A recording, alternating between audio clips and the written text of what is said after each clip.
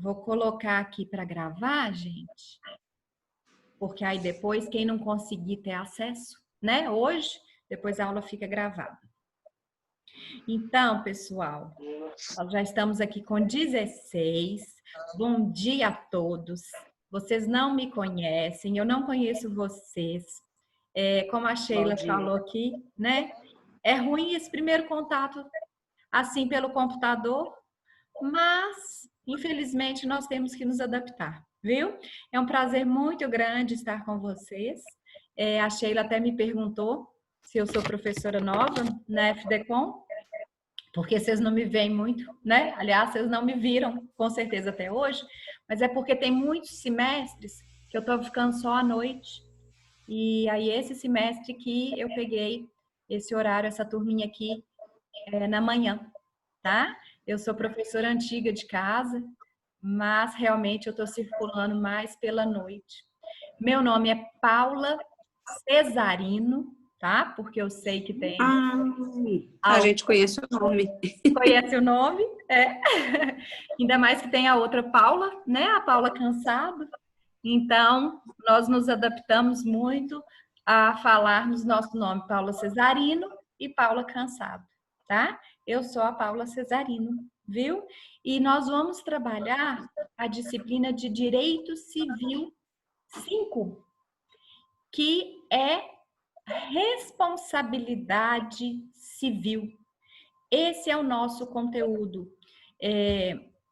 Eu tive uma mudança de horário, então eu sempre lecionei essa matéria na noite e esse semestre vou lecionar para vocês aqui pela manhã, tá certo? É uma disciplina muito interessante, é uma disciplina muito perto da nossa vida, vocês vão ver que constantemente vocês vão se identificar com os conteúdos que nós vamos estudar, tá? Eu costumo dizer que um estudante de direito não pode deixar de cursar e entender a responsabilidade civil, ainda mais porque ela repercute em várias áreas, né?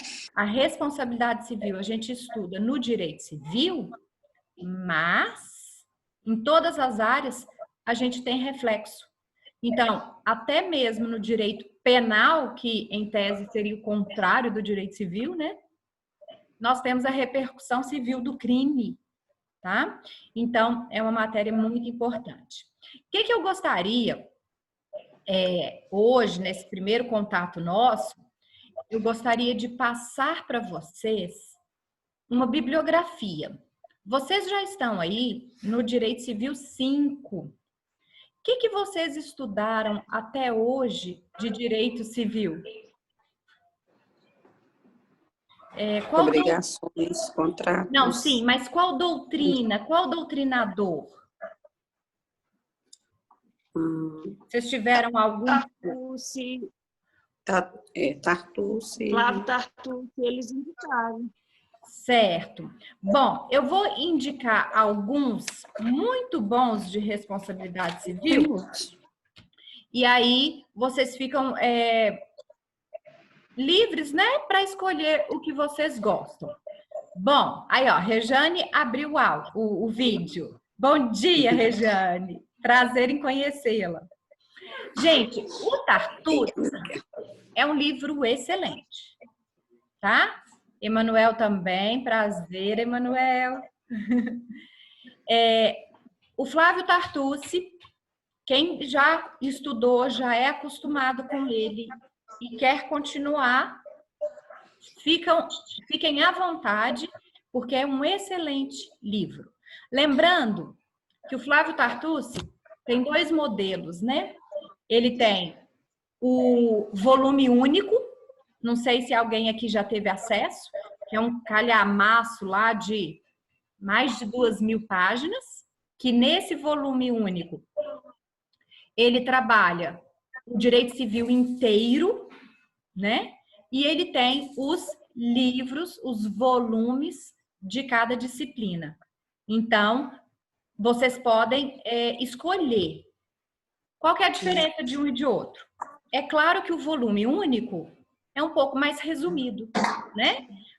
Mas isso não significa que é ruim, tá? Vocês podem sim pegar.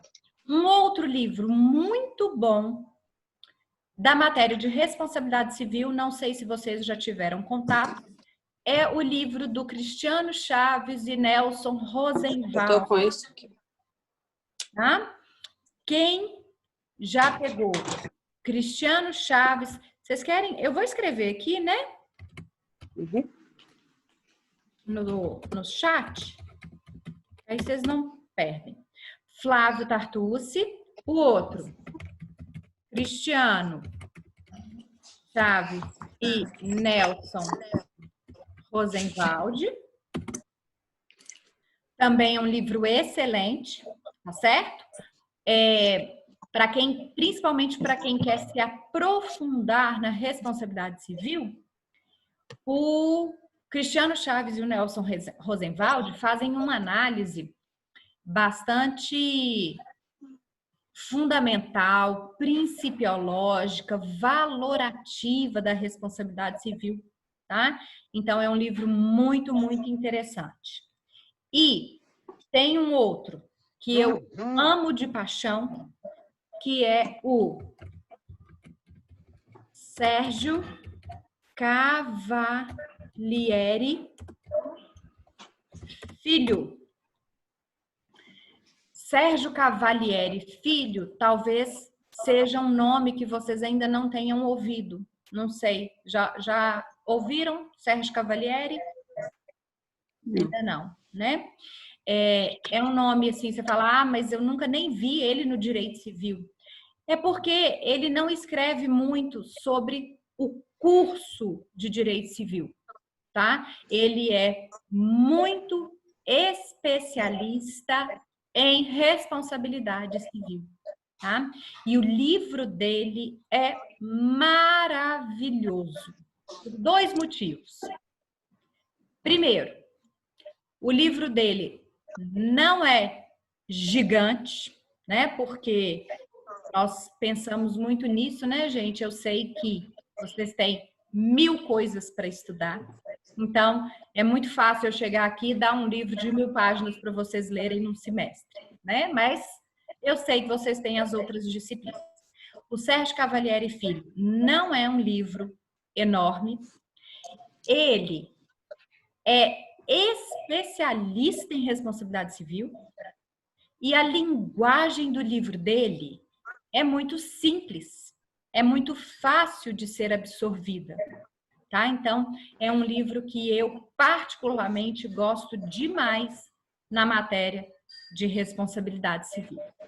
Tá certo? E tem a coleção que a faculdade tem ela inteirinha, que é o Carlos Roberto. Eu tô com Carlos ele aqui. Roberto Gonçalves. Né? O Carlos Roberto Gonçalves também é um doutrinador muito interessante, muito bom, e eu sei que muitos alunos estudam por ele, até mesmo porque a FDCOM tem um acervo bem interessante do Carlos Roberto. Tá certo? Então, gente, eu acho que com essas 4 doutrinas aí, vocês podem escolher uma e qualquer uma que vocês escolherem, vocês estarão muito bem servidos. O que é muito importante que eu peço, isso vale mais para a aula presencial, porque aqui quando a gente está no vídeo, é mais fácil de vocês acessarem o Código Civil, tá certo? Vocês vão perceber que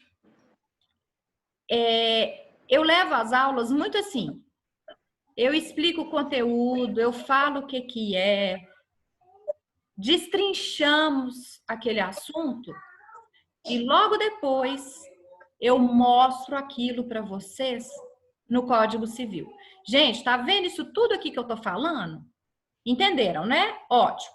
Agora vamos lá no Código Civil e vamos entender como que isso aparece na lei.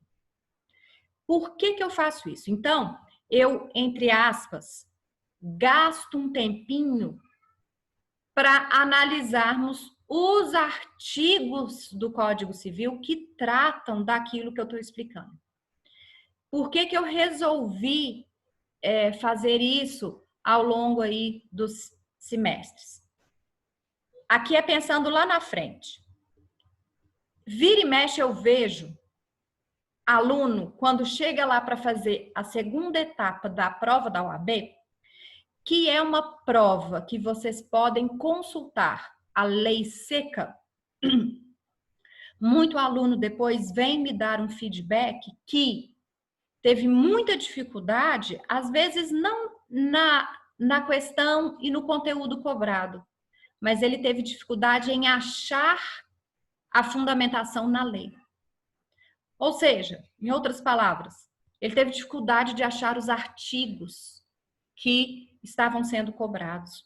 E aí, eu comecei a perceber que, às vezes, o aluno fica tão preocupado em estudar a doutrina, em ler a doutrina e entender, que ele esquece a lei, tá?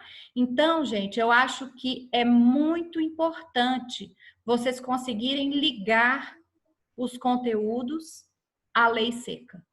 E tem outra coisa, né? A lei tem uma linguagem técnica, né? Então, nem sempre a forma que eu estou explicando aqui para vocês é a forma que vai estar escrito lá no Código Civil. Então, é muito importante nós entendermos que aquilo que eu estou explicando aparece com essa linguagem técnica lá no Código Civil, tá? Então, venham para a aula com o Código Civil em mãos. O que, nessa forma, facilita, porque se vocês não tiverem o código aí impresso, o Vademecum, vocês abrem aí uma janelinha lateral e na hora que eu falar do artigo, vocês me acompanhem lá para a gente entender. Combinado? Até aqui vocês têm alguma dúvida, alguma pergunta? Não? Não. Joia! Passando essa parte de bibliografia, como que eu gosto de orientar as aulas com vocês? Eu crio um programa meu, um programa do meu semestre. Então, eu crio uma sequência de unidades que eu até já vou passar para vocês agora, porque para vocês se organizarem e para vocês terem aí, quem já quiser adiantar alguma coisa.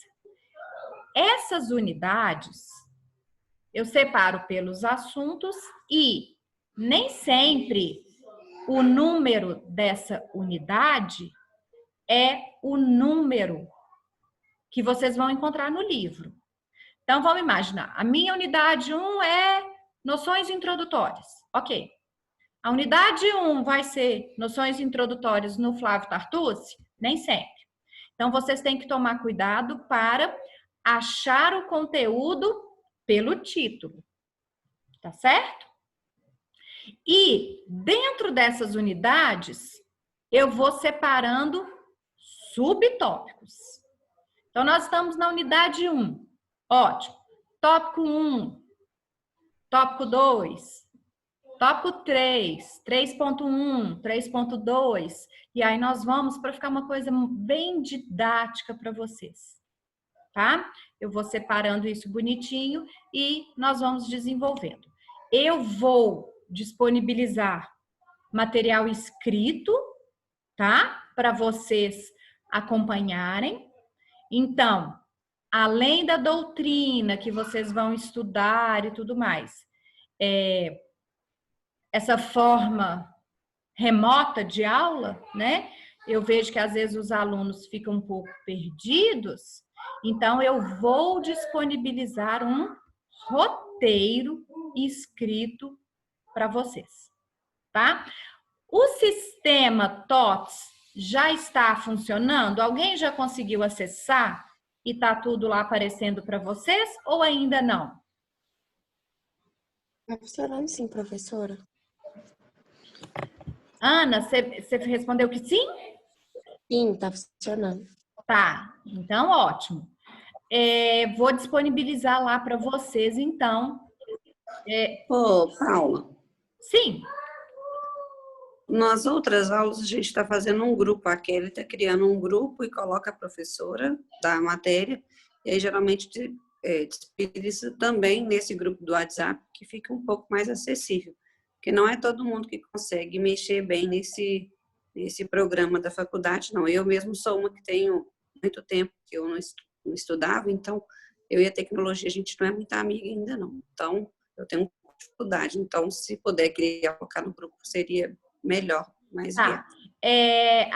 A Kelly tá aqui? Deixa eu ver. Tá. Kelly Lima, tá.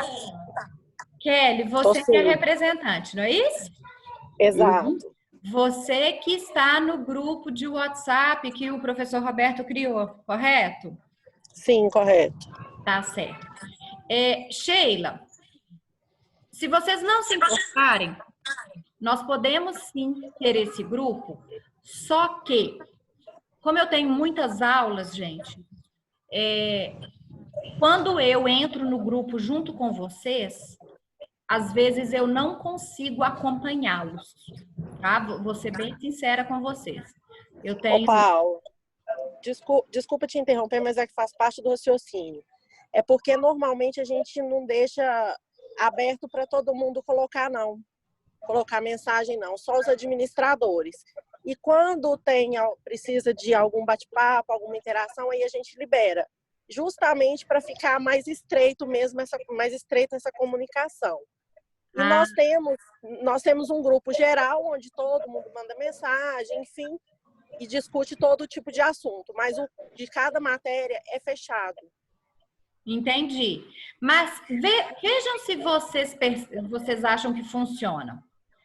Kelly, eu, na verdade, você nem me autorizou ainda, mas como a gente foi incluída lá no grupo com o professor Roberto, eu já até salvei seu telefone no meu. Sem problema. Eu já te coloquei lá como a representante do 4º período Civil 5. Em vez de eu entrar nesse grupo com vocês, será que eu posso, Kelly, você salva o meu número e eu salvo o seu, e você faz a ponte de comunicação? Pode, sem problema. Pode ser? Pode ser, Pode, Sheila? pode. Você acha que assim funciona? Porque aí o que acontece? Vamos imaginar. Tudo que eu tiver que mandar para vocês, além de eu colocar no sistema TOTS, eu mando para a Kelly. E a Kelly encaminha para o grupo. Beleza. Pode ser? Então, Kelly, Pode, tranquilo. assim que a aula acabar, como eu já te adicionei, eu vou te dar um oi, tá? Sim. E você aí vai adicionar o meu telefone, meu WhatsApp, e aí você fica sendo para mim essa ponte.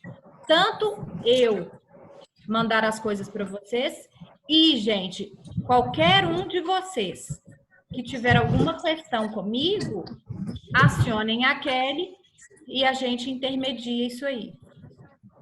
Assim fica bom? Ok. E um outro canal que eu quero disponibilizar para vocês é, sem dúvida, o meu e-mail, né, gente? Vou até colocar aqui, ó.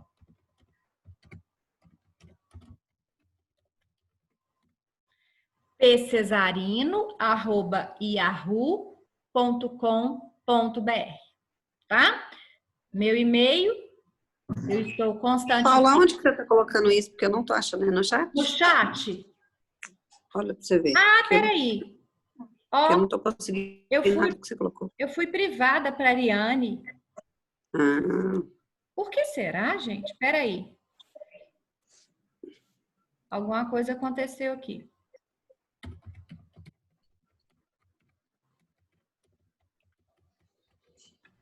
Vamos ver se apareceu agora para todo mundo. agora apareceu. Apareceu. Jóia. Agora apareceu. Acho que a Ariane, você acha que tinha me mandado uma mensagem privada? E eu respondi, para você foi privado. Me desculpem, tá, gente? Você podia colocar as doutrinas aí de novo, porque a gente não ficou sem... Eu notei a doutrina e não consegui ver, não. Será que foi? Ah, foi mesmo. Ó, Faltou o nome dos autores aí. foi privada para Ariane de novo. Vou colocar aqui, peraí. Aí. Agora deu certo. Flávio Tartus, Cristiano Chaves, Nelson Rosenwald, Sérgio Cavalieri e Carlos Roberto. Deixa eu ver se eu coloquei mais alguma coisa interessante aqui. Acho que não. Tá? Então, anotem meu e-mail e qualquer questão, vocês me acionem por e-mail também. Tá certo? Não sei se teve algum professor com vocês até agora que usou o chamado Google Class. Vocês conhecem essa ferramenta? Não. O Google Class... Eu conheço o meu filho. Do seu filho? Bom dia. A escola dele utiliza ela. O Google Class. Nilza, né? Nilza. Sim. Você acha que é interessante? Sim. Sim, não é? O que é esse Google Class? Gente, deixa eu explicar para vocês.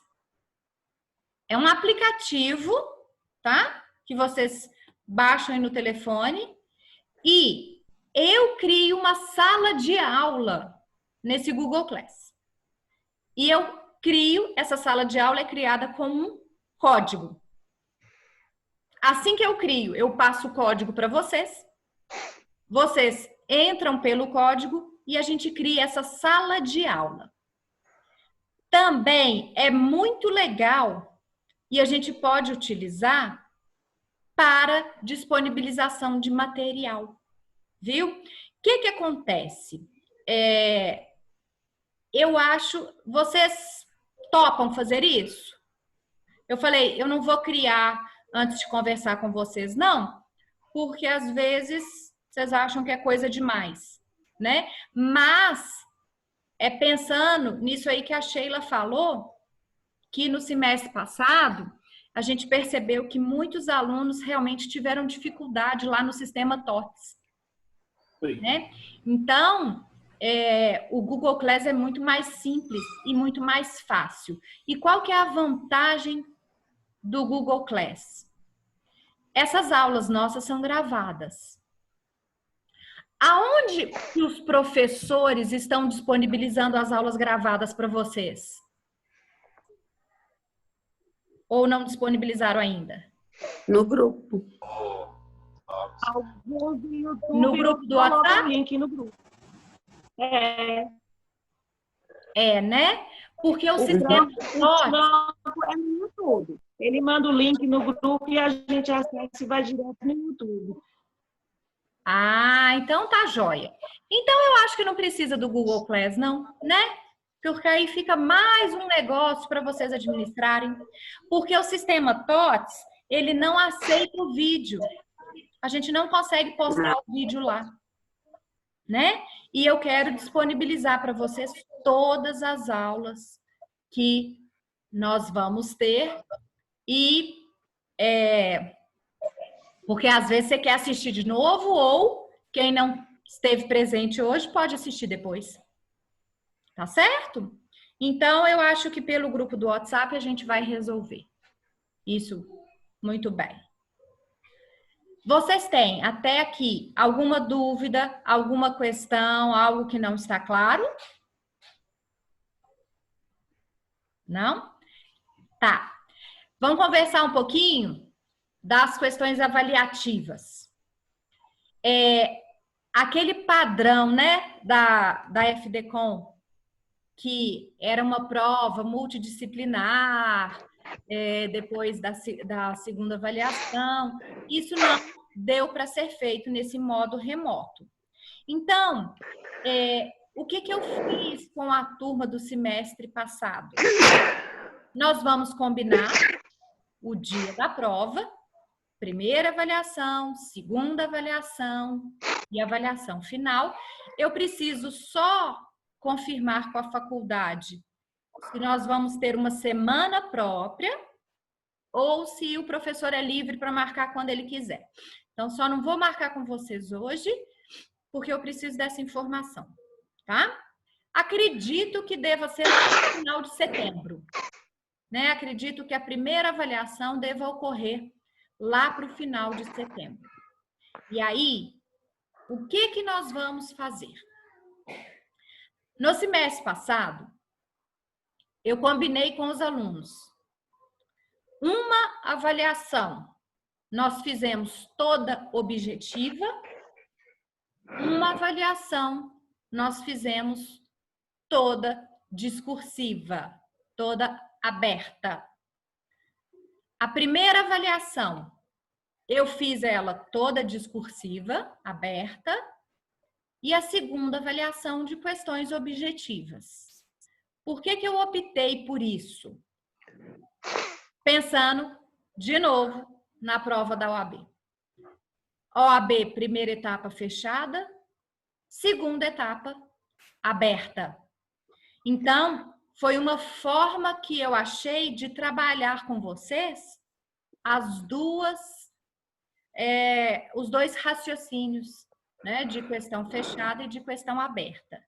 E aí, como que funcionou? Nossa aula é de manhã. A primeira avaliação aberta, eu enviei para a turma um dia antes. Então, vamos imaginar, nossa aula é quarta-feira de manhã. Na terça-feira, eu mando para vocês a prova e no dia da prova, na quarta-feira, eu fico aberta aqui na nossa aula e ao final da aula, no final do horário, vocês têm que me enviar a prova. E aí, eu prefiro que vocês me enviem. Quem puder me enviar no e-mail seria interessante, mas quem não puder e enviar por WhatsApp também, tá tudo certo, tá? Então, aí vocês teriam o fim do horário de prazo para enviar a prova feita. E na segunda avaliação, que aí já é uma questões objetivas, eu não mandei ela um dia antes. Eu mandei ela no horário de aula, como se fosse para você resolver no horário de aula. E aí, questão objetiva, você só me manda o gabarito. Vocês acham que assim funciona? Que assim fica interessante? Funciona assim. Sim? Então, ótimo. Então, vocês vão só me dar um tempo, acredito que até a semana que vem já vou, só para eu confirmar essa questão das datas. E aí, na semana que vem, a gente já estabelece essas datas da primeira avaliação e da segunda avaliação. Quanto ao trabalho, nós temos ainda aí 10 pontos de trabalhos. Então, o que acontece? No semestre passado, nós conseguimos fazer um trabalho interdisciplinar. Foi uma forma, primeiramente, de desafogá-los um pouco, tá? Porque a gente sabe, vocês têm aí 5, 6 disciplinas, não é isso? 5, né? Eu acho que são 4, né? Ou não? Bom, enfim, 4, 5 disciplinas.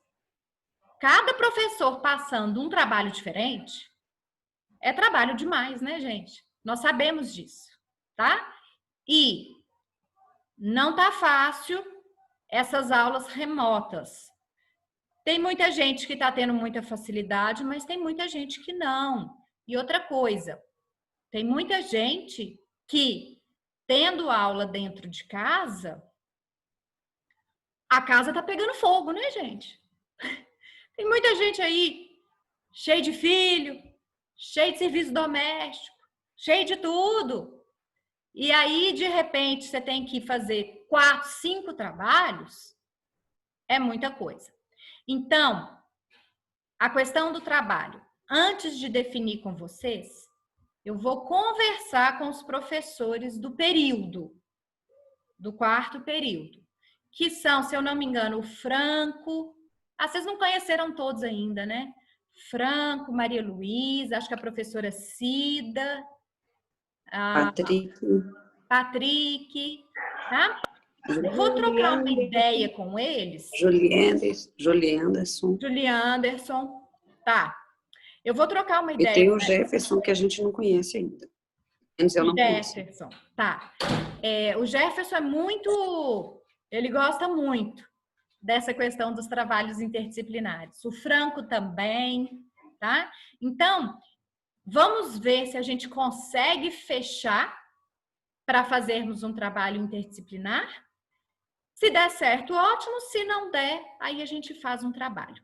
Agora, já adianto que se não der certo esse trabalho interdisciplinar, eu não quero passar nada para vocês para sobrecarregá-los. Tá ok? Eu quero fazer uma coisa tranquila, que dê para todo mundo resolver. Não adianta ficar passando trabalhos mirabolantes, sendo que está todo mundo tendo dificuldade, às vezes, de tempo e de... Ô, Paula.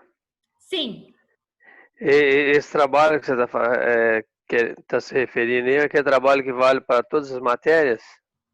Então, se ele conseguir sair interdisciplinar, é esse mesmo.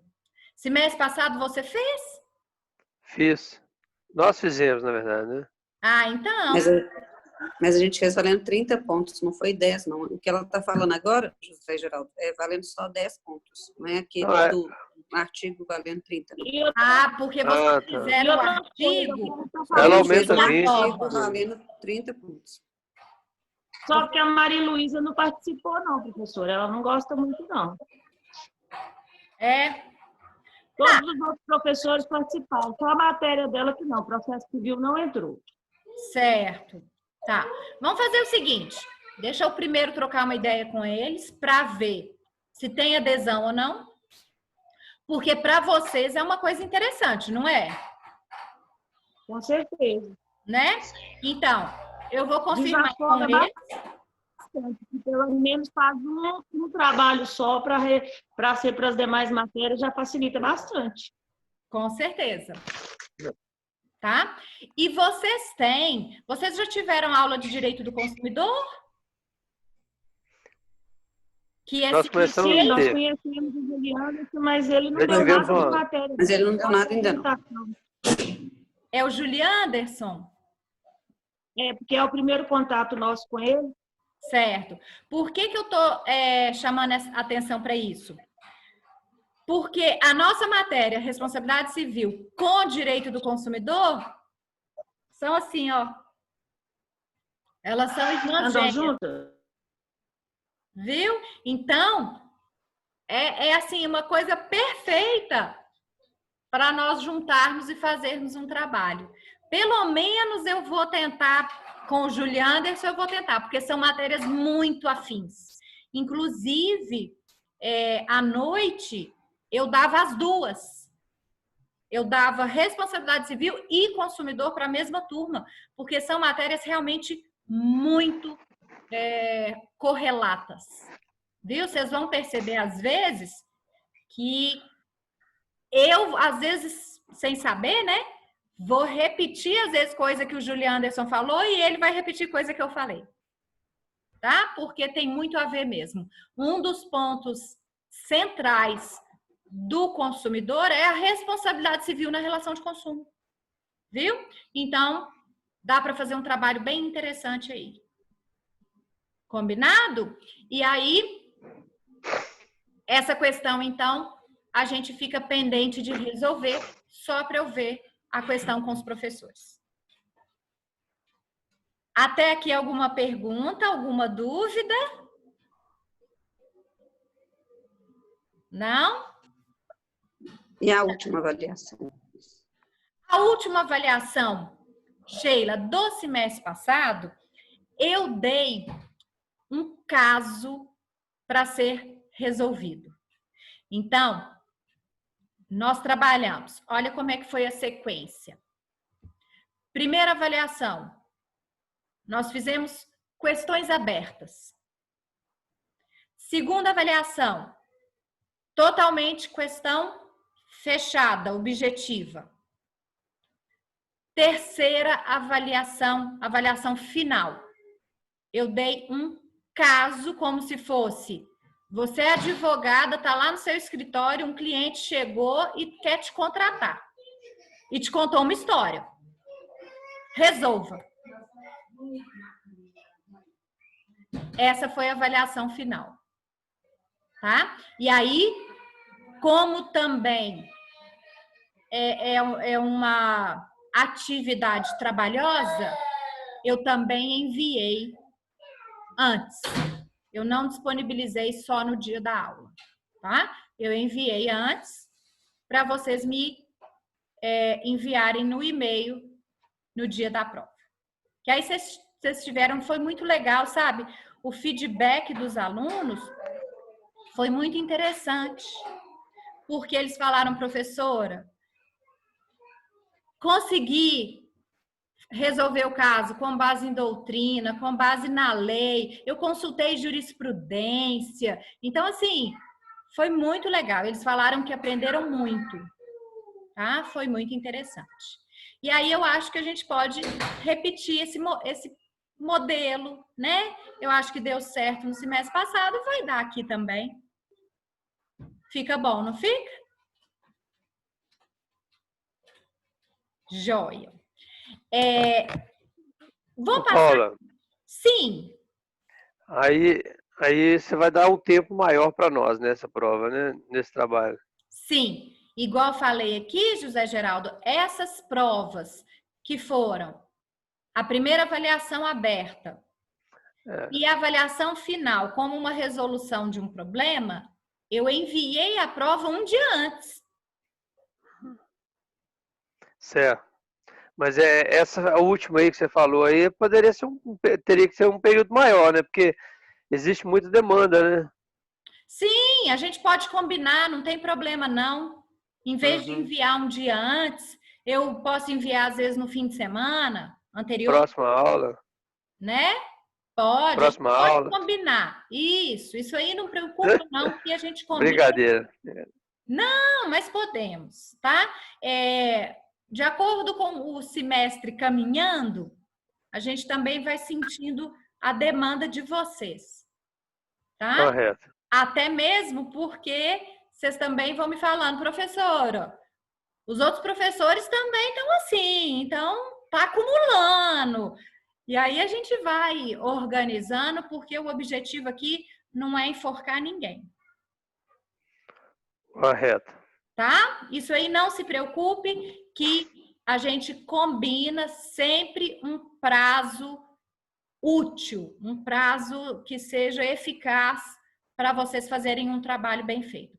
Porque eu prefiro que vocês façam um trabalho bem feito do que falar: eu tenho que fazer isso em algumas horas, então vou fazer de qualquer jeito. Né? Quanto mais vocês puderem se dedicar, para mim, claro, melhor é. Tá? Com certeza. Nós vamos nos adaptando, viu, gente? Já é o segundo semestre, então não é tão novidade igual foi o primeiro, né? O primeiro, nós caímos tudo de paraquedas, né? Nessa questão de aula remota, né? Então, nós ficamos tudo assim, tudo era novidade, tudo a gente não sabia o que ia funcionar, o que não ia. Agora a gente já tem uma experiência um pouquinho maior, mas não deixa de ser novidade, né? A maior novidade de todas é que vocês não me conhecem, eu não conheço vocês. Então, a gente precisa, aos pouquinhos, ir criando essa relação, viu? Mas, olhem, eu já vou falar para vocês que eu sou super aberta para a gente conversar, tá, gente? Eu quero que vocês se sintam extremamente tranquilos para chegar em mim e conversar qualquer assunto, viu? Eu também sou aluna, então eu conheço as questões que nos afligem aí nos cursos, viu? Então, se sintam completamente à vontade para conversarem comigo sobre qualquer assunto. Belezura? Depois eu vou pedir aí para vocês abrirem esse vídeo, hein, gente? Não precisa ir para o salão para assistir a aula, não. Eu falo que o povo tem um medo de câmera, o povo mais tímido. Aqui, ó, a Nilza e a Sheila estão aqui comigo, né? Porque a aula fica mais interativa. É muito ruim ficar falando sem nem saber se vocês estão aí, tá? Bom, deixa eu passar uma programação básica da disciplina de responsabilidade civil. Igual eu falei, o nosso curso no semestre vai ser dividido em unidades. Tá aparecendo, né? Tá. A unidade 1. Bom dia, meu filho. Bom dia aí, alguém chegou? Na unidade 1, nós vamos trabalhar os aspectos introdutórios. Na unidade 2, nós vamos falar das modalidades de responsabilidade civil. Na unidade 3, teoria subjetiva. Na unidade 4, Seu abraço, mamãe. Seu abraço, mamãe. teoria objetiva. Coloca de novo, eu falei de... Ô, professora, Oi, bom dia. Acho melhor você fechar o microfone da turma aí. O da Helena está aberto. da Helena. Pronto.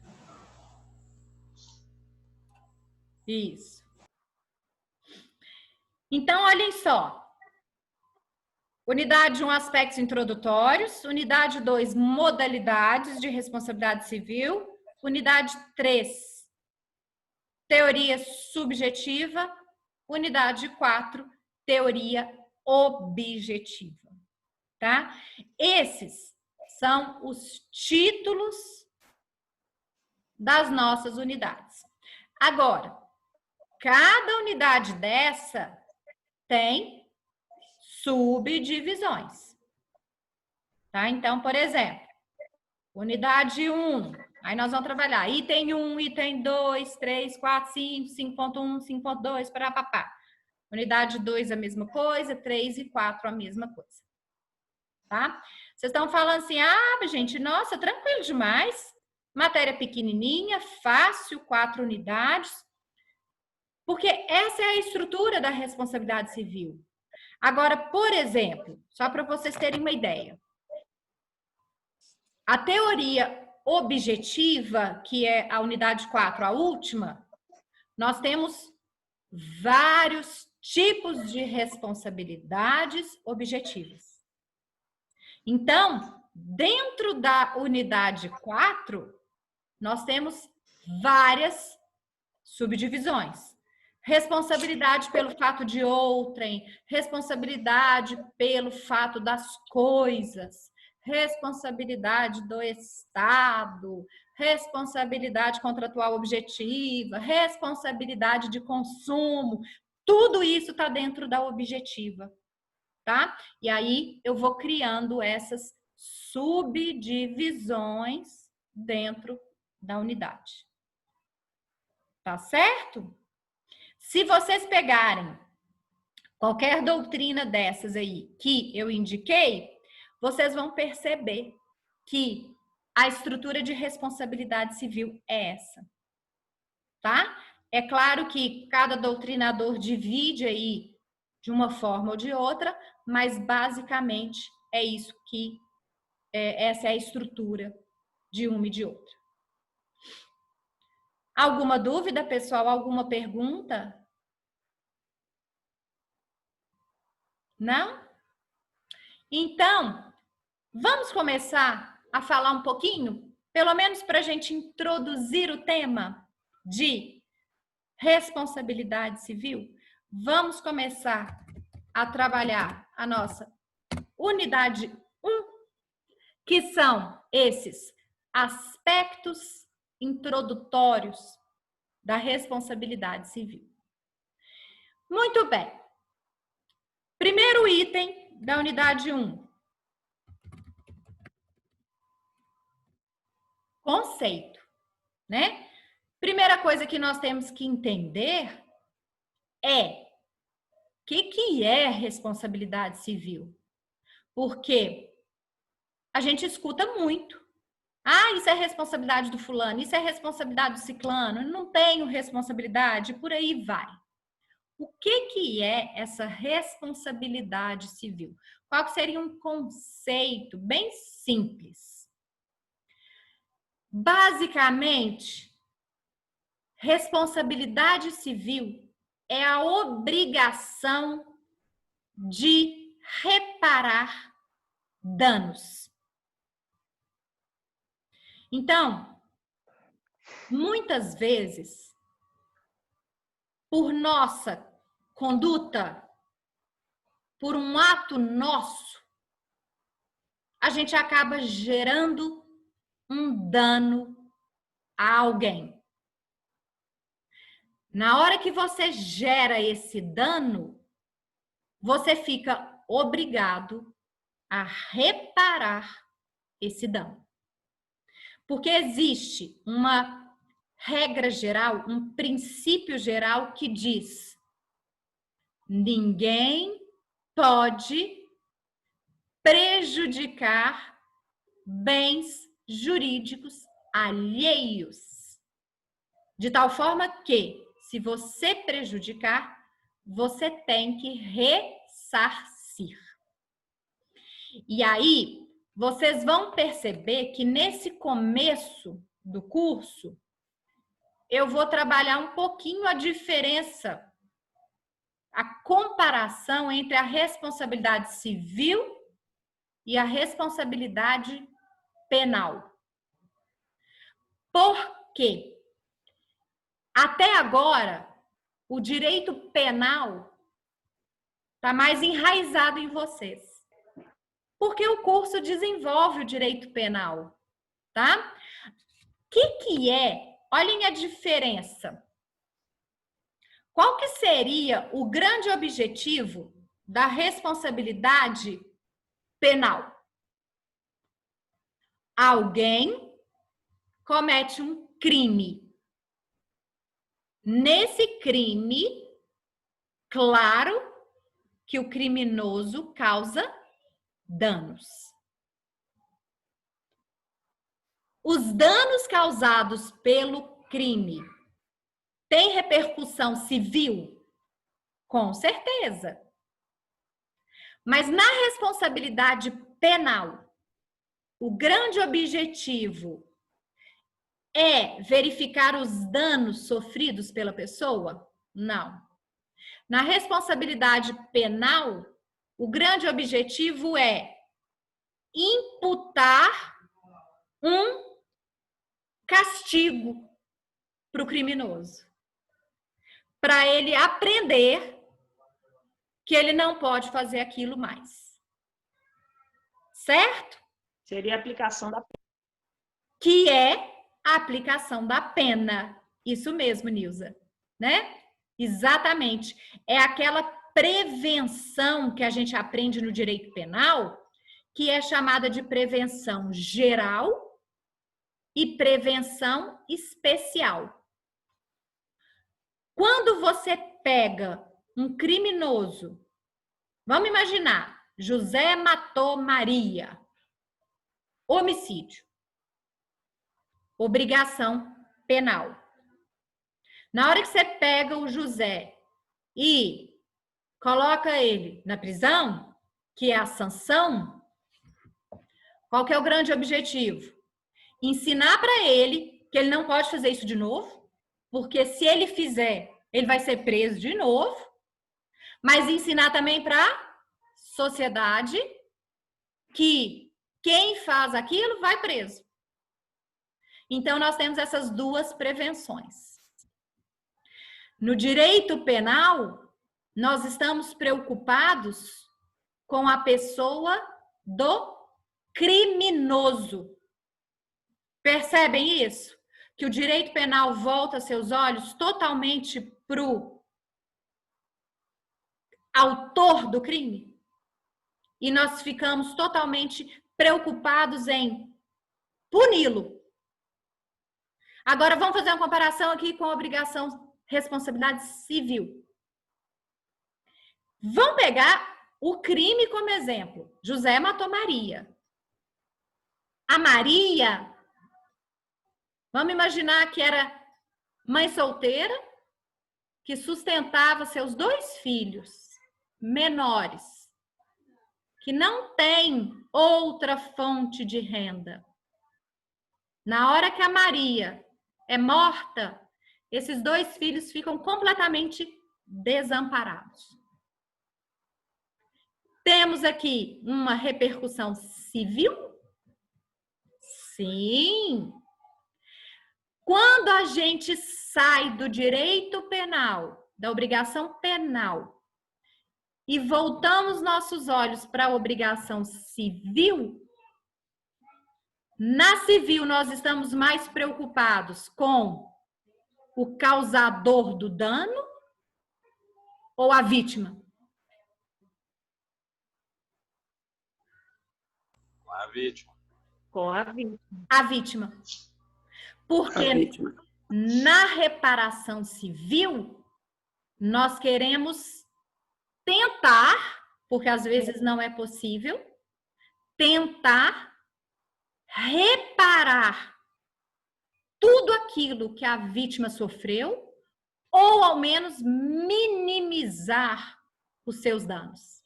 Então, aqui há uma diferença enorme da responsabilidade penal para civil. Diga! Na verdade, eu não sei se estiver errado, você me corrija. Na obrigação civil, você vai reparar o dano material e imaterial também, né? Que é como se eu desse exemplo de caso de danos morais. É isso mesmo? É isso mesmo, Nilza. Exatamente. Quando eu digo reparar o dano, eu não estou falando só do dano patrimonial. Eu não estou me referindo só àquilo que a pessoa teve de desfalque no patrimônio. Porque, às vezes, patrimonialmente, ela não teve desfalque nenhum. Mas ela teve um desfalque aonde? No seu caráter psicológico, no que a gente chama de... psíquico, pode ser moral. No que a gente chama dos direitos da personalidade. Então, às vezes vai existir apenas um dano moral. Tá? Vocês vão reparar, gente, que quando... Vamos imaginar que um dos elementos da responsabilidade civil subjetiva é o dano. E esse dano se divide em 5 tipos. Nós temos dano patrimonial, ok. Nós temos dano moral. Nós temos dano pela perda de uma chance. Nós temos um dano coletivo. E nós temos ainda um dano social. Tudo isso é dano. Não se preocupem com isso agora, tá? Porque no momento certo nós vamos desenvolver. Por enquanto, eu ainda estou aqui, ó, nesse conceito de responsabilidade civil. Eu faço toda essa comparação para nós chegarmos à conclusão que responsabilidade civil se preocupa com a vítima que está suportando danos. Responsabilidade penal se preocupa em punir, sancionar o autor do dano, que é o criminoso. Só repete o conceito, por gentileza. Sim, responsabilidade civil é a obrigação de reparar danos. Obrigado. Completa assim, ó. Se preocupando com a vítima.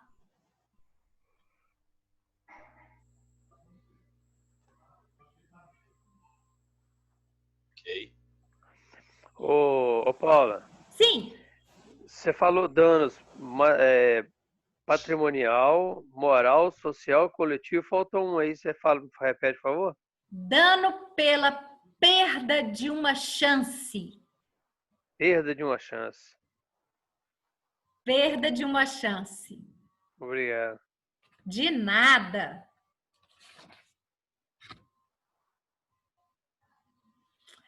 Então, pessoal, conseguimos aí visualizar que na responsabilidade civil, claro que aquele que causa o dano tem que ser punido. Paulo, só uma observação, uma pergunta, talvez seja uma pergunta simples, mas assim, talvez seja bem objetiva. Se um cara rouba meu carro, ele vai ser, criminalmente, ele pode ser punido, correto? E eu posso entrar numa ação civil contra ele também, por ele ter me dado esse prejuízo nesse carro? Perfeito. José, olha só. Uma pessoa roubou o seu carro. Nós temos aqui duas esferas atingidas. Por quê? Na hora que ele roubou seu carro, ele cometeu um crime, que está lá no Código Penal, crime de roubo. Mas ele te causou um dano. Vamos imaginar aqui? Primeiro, você gastou uma quantia para comprar esse carro. Então, você já tem um dano aqui patrimonial. Vamos imaginar que esse carro você usava para trabalhar de Uber. Na hora que ele te roubou seu carro, você também ficou sem seu instrumento de trabalho. Outro dano. E mais, vamos imaginar que, Deus me livre, mas só um exemplo, você foi roubado, a mão armada, você estava saindo do carro, foi abordado com revólver na cabeça, que trem todo e parará, papapá, de tal forma que agora você está com medo de sair de casa. Então, você está com um abalo psicológico gigante. Então, tem um dano moral aí ainda. Então, o que acontece?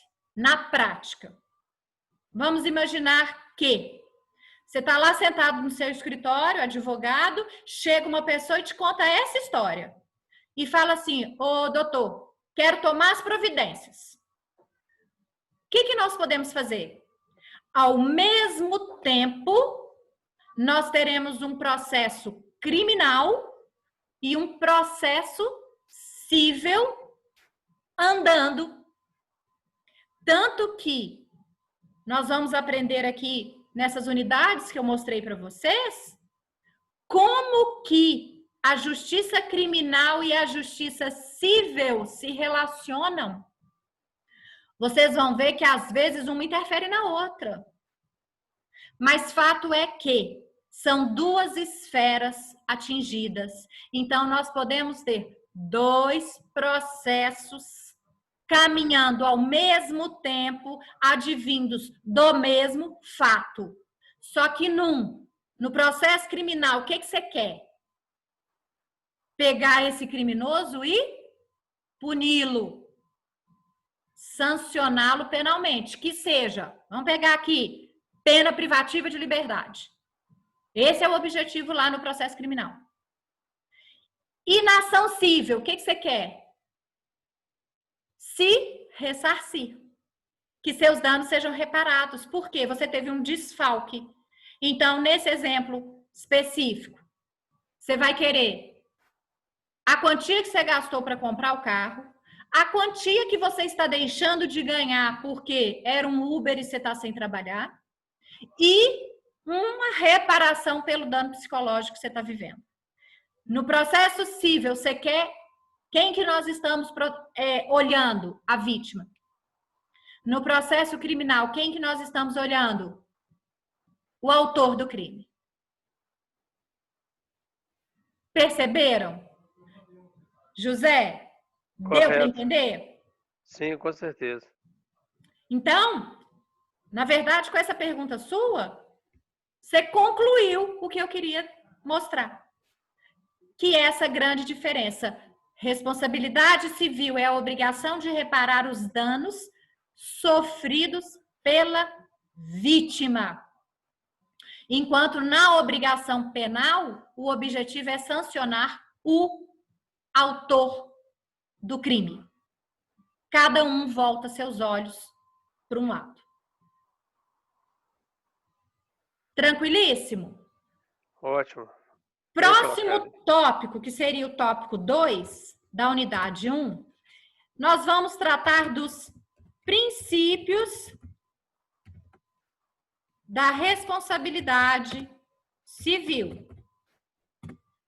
E aqui nós temos 4 princípios básicos que norteiam a responsabilidade civil. Primeiro, que é o princípio já conhecido de vocês.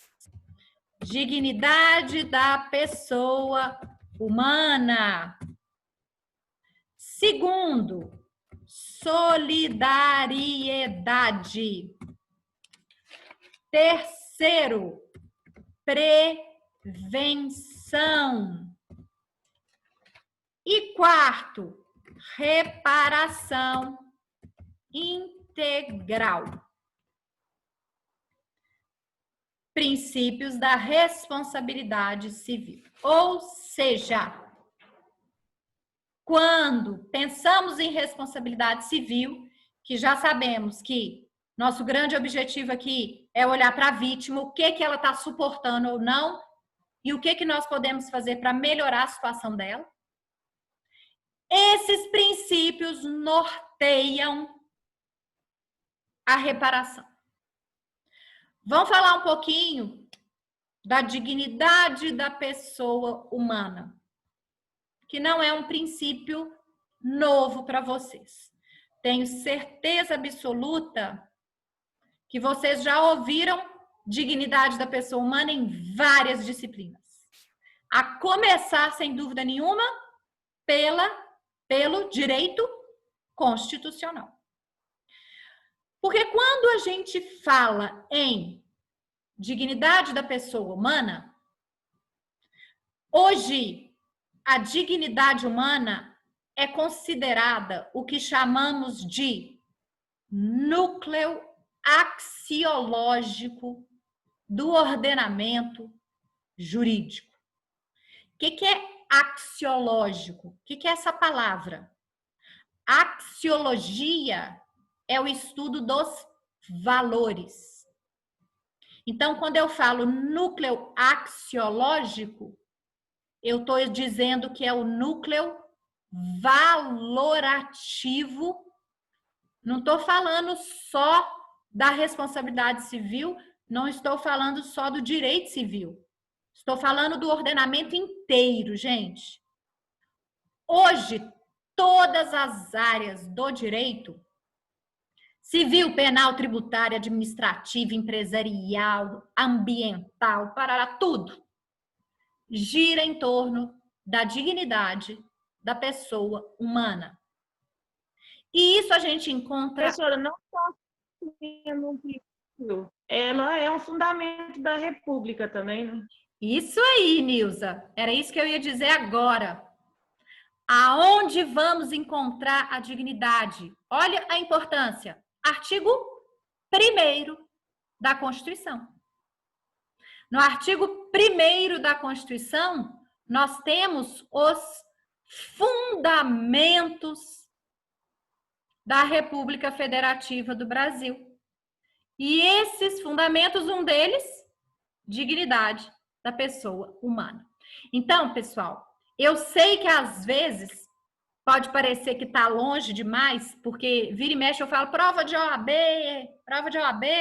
aí tem aluno que fala, professora, falta tempo demais. Falta não, gente, passa muito rápido. Sabe o que eu falo para os meus alunos quando eles vão fazer uma prova? E aí eu me refiro à prova de OAB, prova de concurso, mas serve para qualquer prova. Se vocês se depararem com uma questão discursiva, vocês têm que escrever. Aí você lê a questão e fala assim, Jesus toma conta, eu não sei o que é isso. Eu nunca ouvi falar nisso aqui. Eu não admito que deixem em branco, tá, gente? Nunca deixem uma questão em branco, porque se você deixar em branco, você já está assumindo que você está levando 0. Então, vamos tentar, pelo menos, fazer alguma coisa.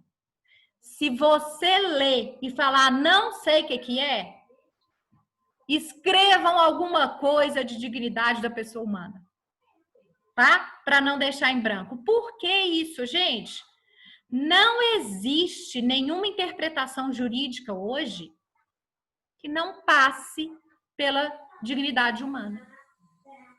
Porque o que é essa dignidade humana?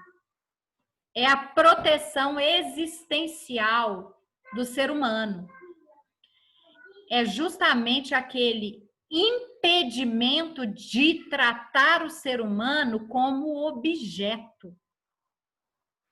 Nós não podemos ser tratados como objetos. Nós temos uma existência. E essa existência tem que ser protegida. De tal forma que a dignidade humana possui 2 lados, que é o lado passivo e o lado ativo. O que nós vamos entender como lado passivo? O lado passivo é justamente evitar que o Estado não respeite a nossa existência. Essa é a proteção passiva. Então, no lado passivo... Paula, fecha o microfone para nós, hein? O lado passivo impede que a pessoa humana seja tratada de forma degradante.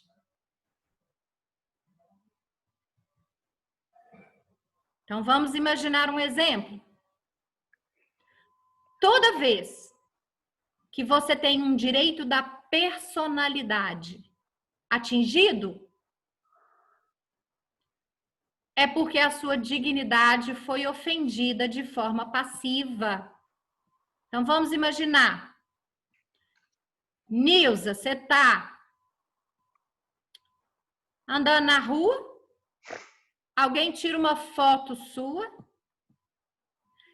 sem a sua autorização, essa foto é publicada com dizeres ofensivos sobre você. O que você está sendo atingida? Imagem. Direito de imagem. Privacidade. O que está te tratando como uma coisa. como um objeto. E isso está ofendendo a sua dignidade. Imagem, dignidade humana. Isso aí. Então, a proteção nesse aspecto passivo é a obrigação que nós temos. Quando eu falo nós, eu me refiro a toda a sociedade e o Estado, de respeitar a existência humana. Só que tem o lado ativo.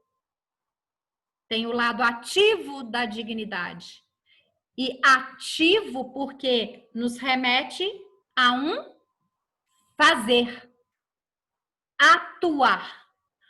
Ou seja, o passivo é um não fazer.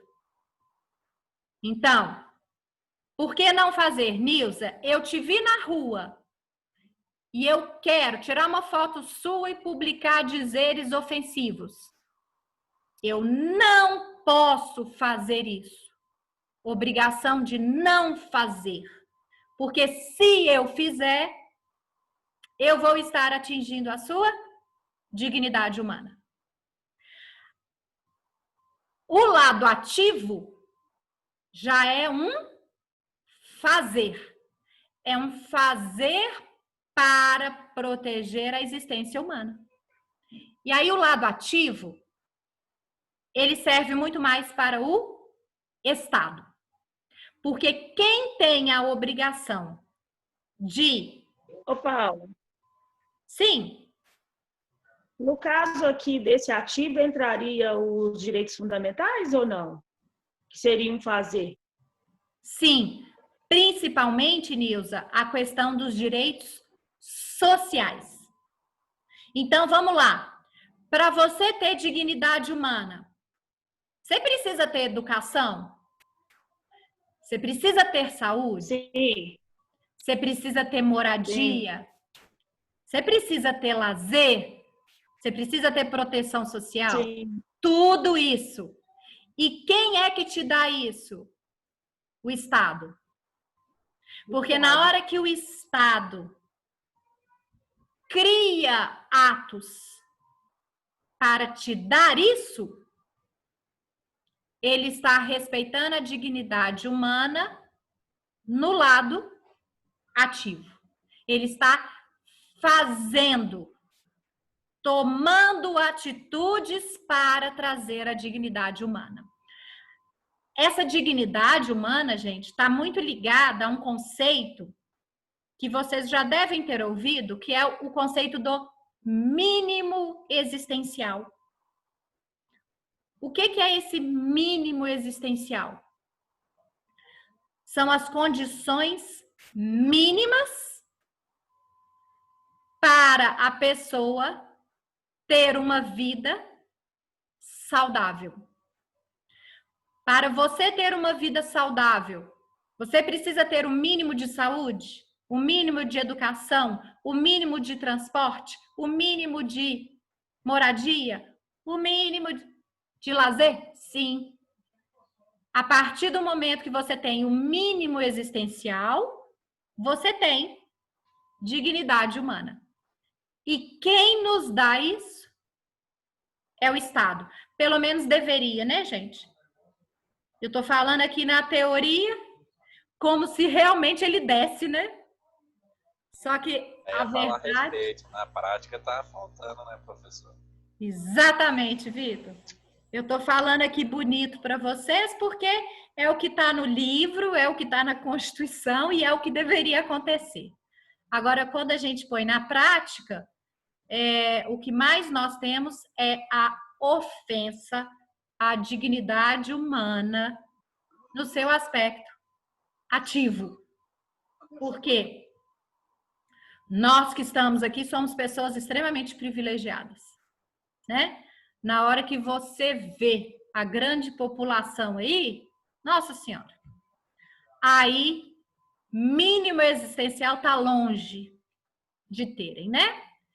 Mas vamos falar que se tiver, nós temos o mínimo existencial, consequentemente, temos a dignidade humana.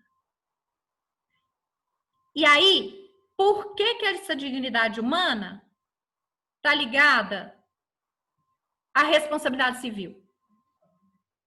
Porque pensem comigo, se uma pessoa sofreu danos, ela está com seu patrimônio jurídico.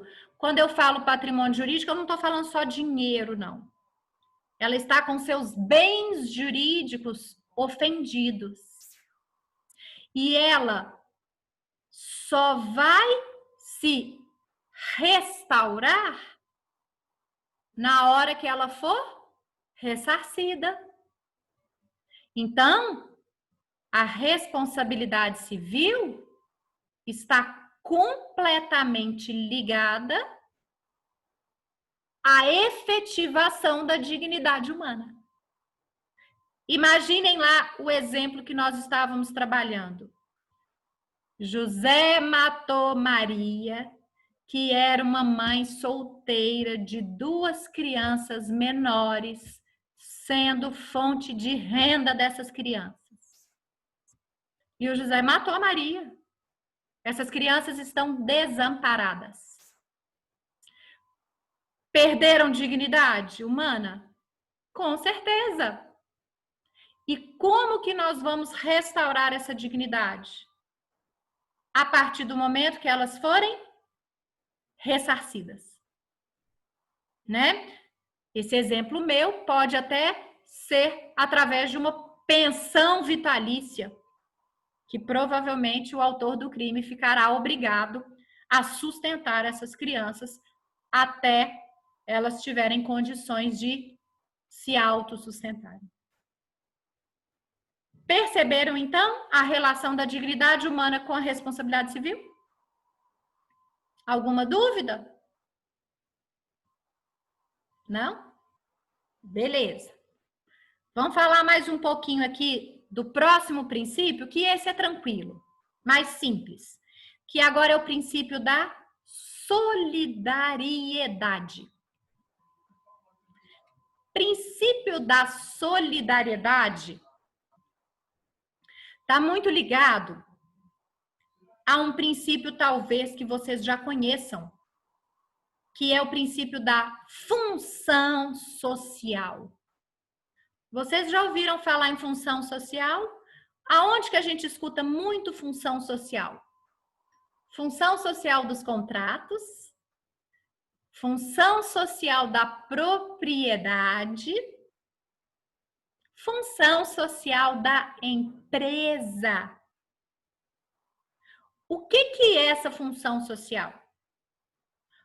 Hoje, nós vivemos em uma sociedade dinâmica e complexa, de tal forma que nós estamos inseridos em um meio social. De tal forma que não adianta nada você proteger a pessoa considerando-a sozinha.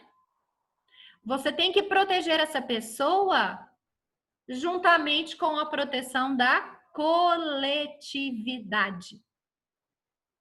Então, vamos imaginar aqui. É bom que essa época de coronavírus e pandemia está muito fácil de vermos a função social. Pessoal, estamos aí completando quase 5 meses de quarentena, não é isso? Pelo menos aqui em Belo Horizonte. Quantas empresas já foram encerradas? Quantas pessoas já perderam o trabalho?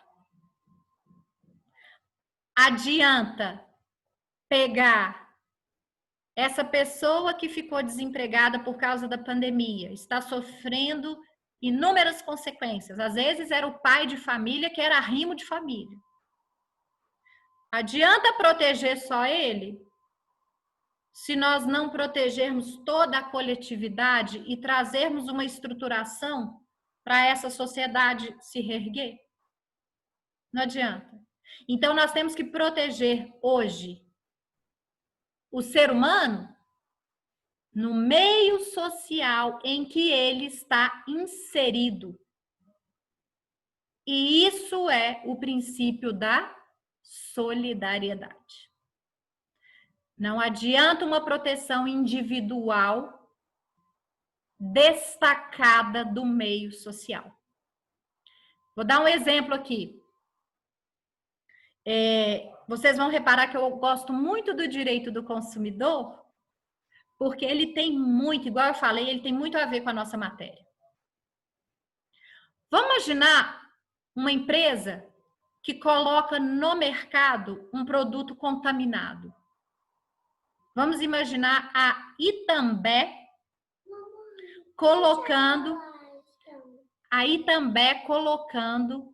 em todos os supermercados um leite contaminado para vender. Eu, individualmente, vou lá, compro esse leite, tomo e tenho uma intoxicação. Ótimo, eu preciso de uma proteção? Preciso, claro. Vamos pegar um exemplo real? A Baker. Vamos pegar o exemplo da Baker da cerveja? A Baker teve um lote aí da cerveja que estava contaminada com aquela substância lá, de nome difícil, e muitas pessoas tiveram contaminações, algumas até faleceram, né? Adianta pegar só essa pessoa que sofreu o dano e proteger? Se você não pegar a Baker e puni-la e reinseri-la no meio social? Retirar os produtos também para os outros demais não tirar serem os produtos contaminados? de circulação? Não adianta. Então, o que eu quero chegar? Vamos fazer o link com a nossa matéria, responsabilidade civil. Por que solidariedade?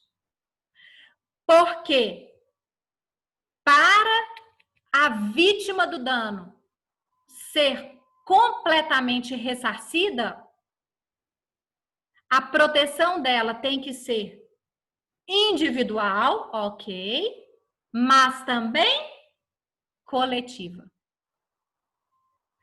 Não adianta nada você pegar a vítima da cerveja que teve danos e pagar o hospital dela, pagar o remédio, pagar tudo que ela sofreu, se você não tirar a cerveja que ainda está em circulação do mercado.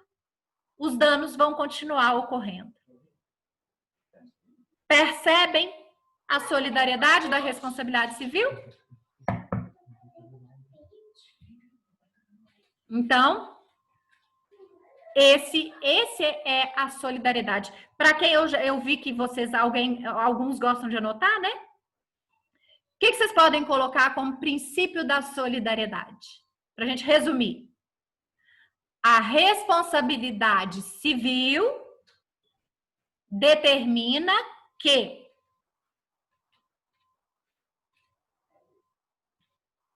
a pessoa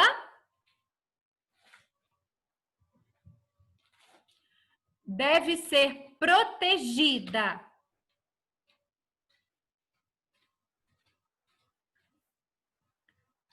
tanto individualmente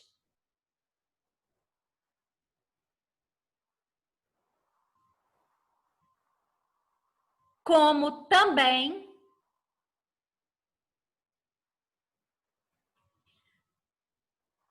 inserida no meio social.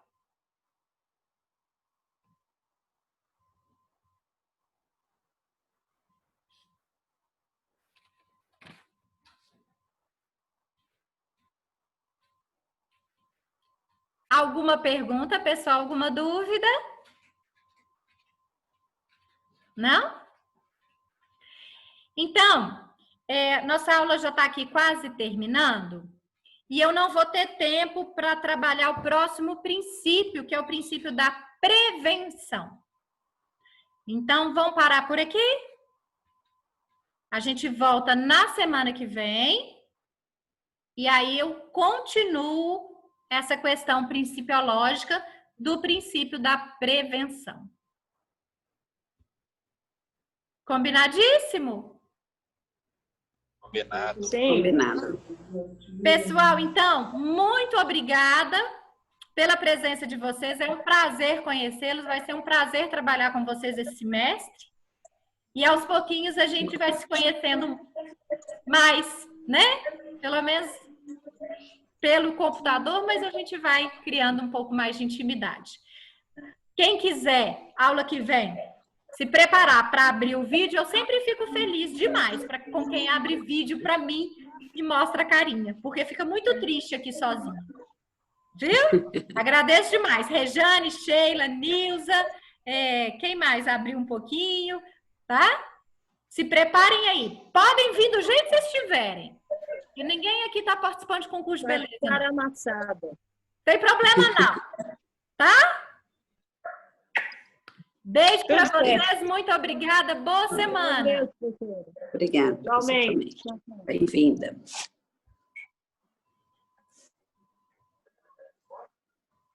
Ai, ai.